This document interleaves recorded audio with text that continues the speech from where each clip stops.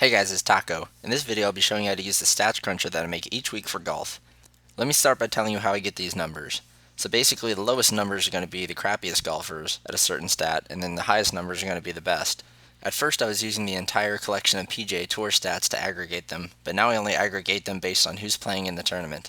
It's important to note that a lot of the sample sizes are different based on how many tournaments each player has played. It takes at least 4 tournaments played to register on here, but some of these guys have played up to 16 already. This chart really isn't supposed to be used as an end-all be-all player picker, but rather as a tool to give you an idea of who's been playing pretty well and who's good at what. Once you've downloaded the spreadsheet and made it editable, the only thing you really need to change on here are the weights at the top.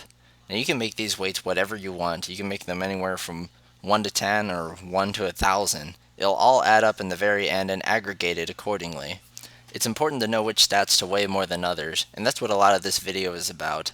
Ultimately, it's up to you to decide which stats you want to use the most in your research. I'm just going to give you guys a basic idea and how to change things based on which type of contest you're entering. So here I've set up some really generic weights using 1 through 100. The most important being shots gained tee to green, because I find that to be the most important stat, period.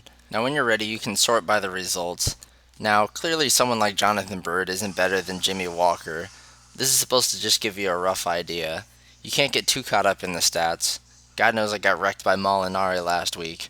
But anyway, this is just to give you a general idea of who's been playing well and who's good at what stats. It's really important to check out what people are really good at and what people are really bad at. Starting with driving accuracy. I find it to be a little more important than driving power this week because of all the narrow fairways at Shell. Not to mention the incredible numbers of water hazards and things like that this week. Now of course this will change based on the course. For example, a few weeks ago at Pebble Beach you wanted to have all driving power since the fairways were so wide. Next is shots gained tee to green, which I said before is one of the most important stats, if not the most important, because it's a general indicator of how good a player is overall. You notice that people like Jimmy Walker, Jordan Spieth, Brendan Steele, they're all much better than all the other people around them at shots gained tee to green, and for good reason. Next is apex, which is a week-specific stat considering it's supposed to be very wet there, and you'll want the ball to go up very high, because it's not going to be rolling very far on these fairways. Obviously I have this stat rated lower than all the other ones. It's really just a good stat to look at after the fact. Greens in regulation is a really important stat every week. Generally it's going to be a stat that you're going to bump up if you're doing cash games. You may notice that I've left out ball striking this week. The reason being is that, well, it's redundant. I already have all the stats for ball striking on here. Ball striking is just formulated by taking driving accuracy, mixing it with driving power, and then mixing that with greens in regulation. Now next are some stats that I find to be really key this week. If you've noticed, I've bumped up drive left, and there's a good reason behind that.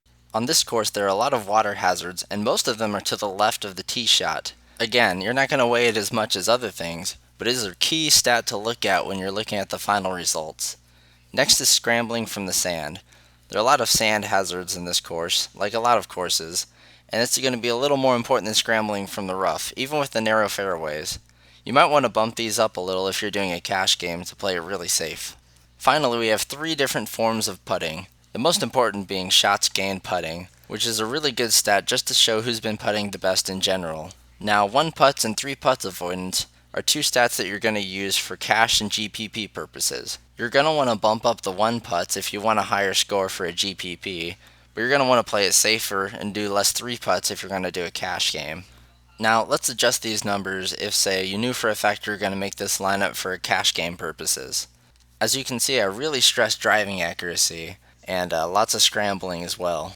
The list still looks pretty much the same, but you can pretty much change it based on whatever you want. You can make it really overdone, or you can only focus on certain stats if you'd like.